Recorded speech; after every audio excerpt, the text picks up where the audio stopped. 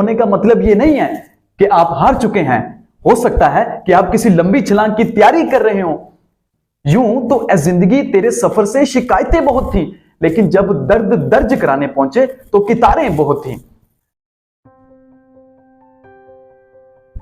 Dear brothers, sisters and elders, प्यारे भाइयों बहनों और बुजुर्गों, आप सबकी सलामती हो। Welcome back to my YouTube channel @Shoaib Sandhu motivation. मैं ये उम्मीद करता हूं कि आप सब खैर आफियत से होंगे और अपनी लाइफ में एंजॉय कर रहे होंगे। आज का टॉपिक है ऑलवेज बी पेशेंस। हमेशा साबिर रहो, यानी हमेशा सब्र करने वाले बनो।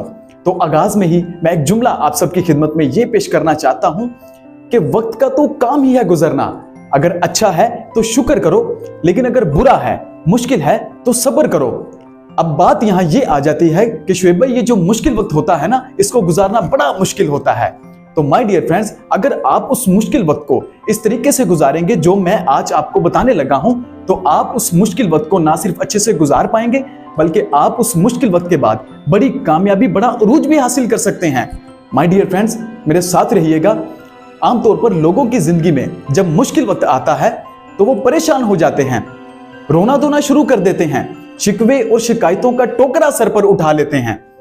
तो ऐसी सूरत हाल में एक स्कॉलर बयान करते हैं कि मुश्किलें और रुकावटें आती तो हैं इंसान को रोकने, लेकिन जिन्होंने आगे बढ़ना होता है उनका हौसला बढ़ा जाती हैं।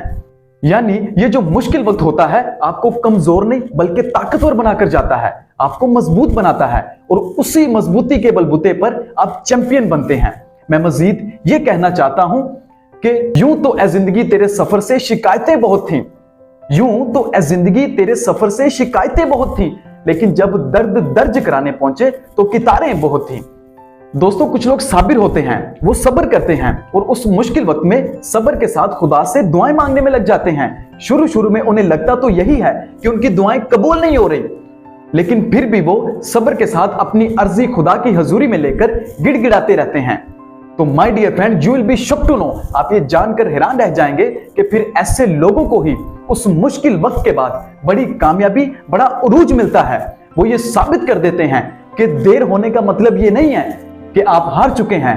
हो सकता है कि आप किसी लंबी छलांग की तैयारी कर रहे हो। दोस्तों, असल में होता यूं है कि वो सारी दुआएं जो उन्होंने मुश्किल वक्त में मांगी होती हैं, जो उन्हें लगता था कि उनकी दुआएं कबूल नहीं हो रही, खुदा उनकी फरियाद को सुन नहीं रहा, तो वो सारी दुआएं असल में खुदा के हुजूर इकट्ठी हो रही होती हैं, जमा हो रही होती हैं। और जो लोग सब्र का दामन नहीं छोड़ते, शिकवे शिकायतों का टोकरा सर पर नहीं उठाते, इनके बाद उन्हीं लोगों को इकट्ठे ही इनामात मिलते हैं उन सारी दुआओं के जो खुदा ने अपनी हजूरी में इकट्ठी की होती हैं, जमा की होती हैं। उन्हीं दुआओं की वजह से उन्हें पहले से ज्यादा अरूज, पहले से ज्यादा कामयाबी मिलती है। तो दोस्तों, यहां पर यह कहना बिल्कुल भी गलत नहीं होगा कि मंजिल उनको नहीं मिलती जिनके ख्वाब बड़े होते हैं। मंजिल तो उनको मिलती है जो सब्र के साथ अपनी जिद पर अड़े होते हैं।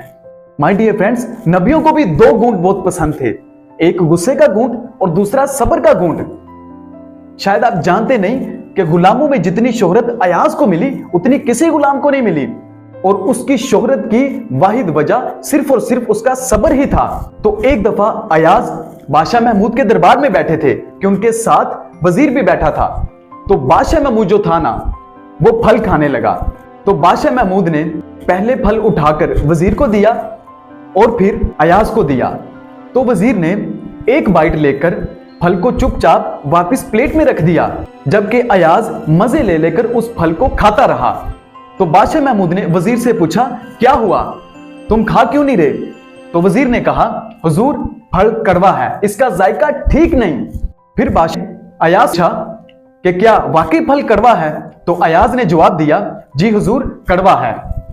तो फिर तुम क्यों खा रहे हो, और वो भी इतने मजे ले लेकर?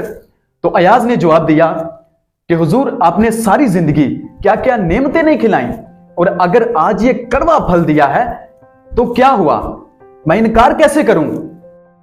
तो दोस्तों, यहां पर यह कहना भी बिल्कुल गलत नहीं होगा कि कहने वालों का क्या जाता है, कमाल तो सहने वाले करते हैं। ठीक इसी तरह खुदा ने हमें क्या क्या नहीं दिया। अगर हम अपनी पूरी जिंदगी को उठाकर देखें तो कितनी नेमतें उसने हमें दी हैं, कितना नवाजा है हमें। तो अगर आज थोड़ा सा मुश्किल वक्त आ जाए तो हम इनकार क्यों करते हैं? शिकवे शिकायतें रोना धोना क्यों शुरू कर देते हैं? हमें तो उस मुश्किल वक्त को भी कबूल करना चाहिए। उस मुश्किल वक्त में भी नाशुक्रे नहीं बनना चाहिए, खुदा का दामन थामे रखना चाहिए, क्योंकि उस मुश्किल वक्त ने तो गुजर ही जाना है। कोशिश करें कि यह मुश्किल वक्त आपको नाशुक्रा ना बनाकर जाए, क्योंकि नाशुक्रा होना एक गुनाह होता है। At the end I just want to say that, आखिर पर मैं बस इतना ही कहना चाहता हूं कि जीवन में परेशानियां चाहे जितनी हो, फिक्र करने से वो और ज्यादा बढ़ जाती हैं, खामोश रहने से कम हो जाती हैं, सब्र करने से खत्म हो जाती हैं, जबकि खुदा का शुक्र करने से वो परेशानियां खुशियों में बदल जाती हैं। आप सबका बहुत बहुत शुक्रिया। I extremely really thankful to you.